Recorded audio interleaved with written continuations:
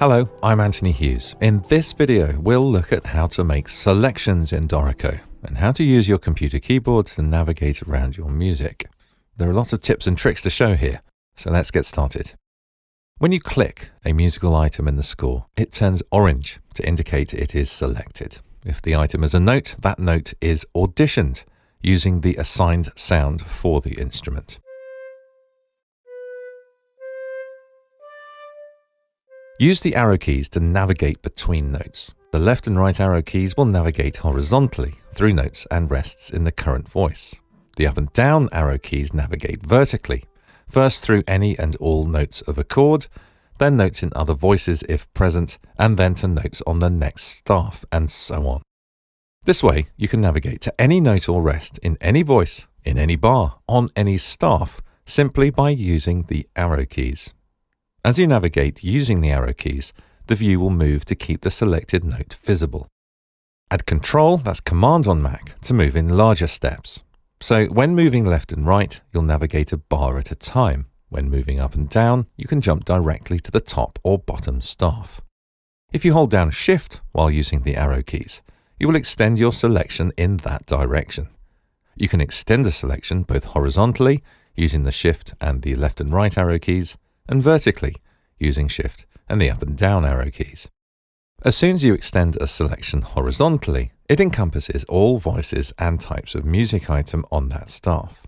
Once you've extended your selection in one direction, keep holding down Shift, and you can then extend it in another direction. Holding Control or Command as well as Shift extends a horizontal selection one bar at a time, and a vertical selection from that staff to the top or bottom of the system. No matter what you have selected, you can deselect everything by clicking an empty part of the page or by using the Edit Select None command, invoked more quickly by pressing Ctrl-D, that's Command-D on Mac. In order to navigate onto a music item that isn't a note, press Tab. This will cycle between all types of music item on the staff at that rhythmic position. Once a particular type of music item is selected, such as an immediate dynamic or a slur, the left and right arrow keys will navigate to other items of the same type. This makes it easy to, say, jump between different time signatures or rehearsal marks. In engrave mode, the arrow keys alone will navigate between all types of music item, indeed fragments of notes, such as note heads, stems, and beams. As in this mode, you will be editing the graphical appearance and placement of items rather than their semantic musical meaning. Back in write mode, let's have a look at making selections with the help of the mouse. You can quickly select all notes in a chord by clicking its stem, and you can select a series of beams notes by clicking the beam. Select all notes and music items in a bar by clicking on an empty part of that bar. You can extend a selection by holding down Shift and clicking a music item, selecting everything between those 2 points. And this can be to an item on any staff at any point in the music. Control clicking items, that's command clicking on Mac, will add those specific items to the existing selection. Control or command clicking items already selected will remove them from the selection.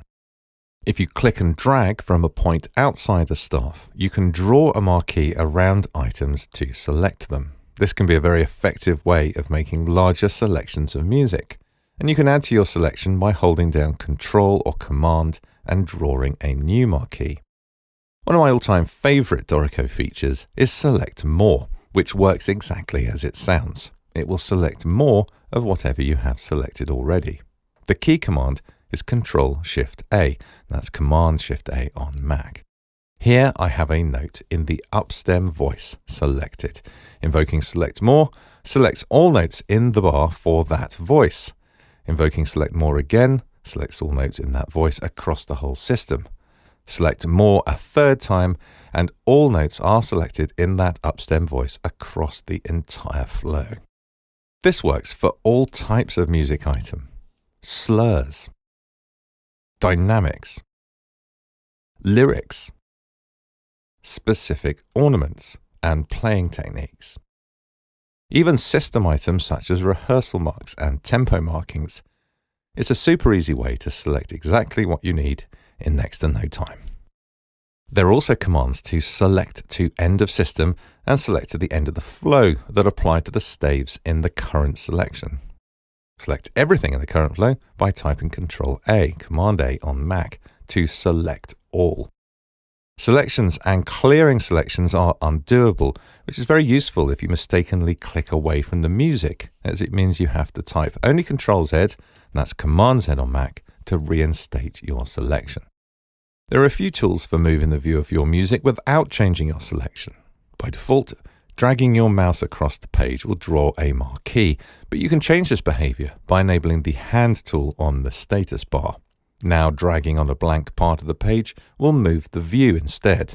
You're still able to select and input notes with the hand tool active. Whether you favor the marquee tool or the hand tool, you can temporarily reverse the behavior by holding Shift. The home and end keys will move your view of the music left and right, and the page up and down keys will, conveniently, move the page view up and down. In the edit menu, there are various commands for jumping to specific flows, bars, pages, and rehearsal marks. You can also use the jump bar to quickly navigate to anywhere in your project. Type J to invoke the jump bar and switch to Go To. You can do this with the keyboard by pressing Alt-G on Windows or Control-2 on Mac. Now, type the location you wish to jump to, such as B23 for bar 23, F2 for flow 2, even F3 B16 for bar 16 of flow 3. You can jump to specific rehearsal marks by typing R and the relevant letter. Also, in setup mode, selecting a flow in the flows panel will jump the music view to the start of that flow. You can select a note in the full score and type W to jump to that note in the corresponding part layout. And, of course, this works the other way round as well. A couple of things to be aware of. Notations are created at the start of the current selection, so no matter what you have selected, music items will be created at its initial rhythmic position. If you're inputting notations with a duration, such as hairpins or gradual tempo markings, these will be created to cover the length of your selection. Remember that when you select a tied note, all notes in the tied chain are selected, which may then influence the placement of newly created music items. Sometimes you may see certain music items displayed using this blue color. This indicates that the item is in some way linked to the notation you have selected. For example, selecting one item in a dynamic group shows the rest of the group in blue. Linked slurs and dynamics will also draw in blue, and so on. I shall cover grouped dynamics and linked dynamics and slurs as part of the series on notations. Dorico has a comprehensive system of filters that can be applied to any selection. You can choose to filter by any type of notation, and you can filter notes by voice or position in chords, and so on. When using filters, you can choose to leave only the specified item type selected or remove that type from the selection. And these all work very well using the jump bar. Finally, we've been talking about the music view. However, many of these concepts apply also to the key editor, especially the piano roll. Working with the key editor will be explored fully in other videos. And that's making selections and navigating your music in Dorico. I'm Anthony Hughes. Thanks for watching.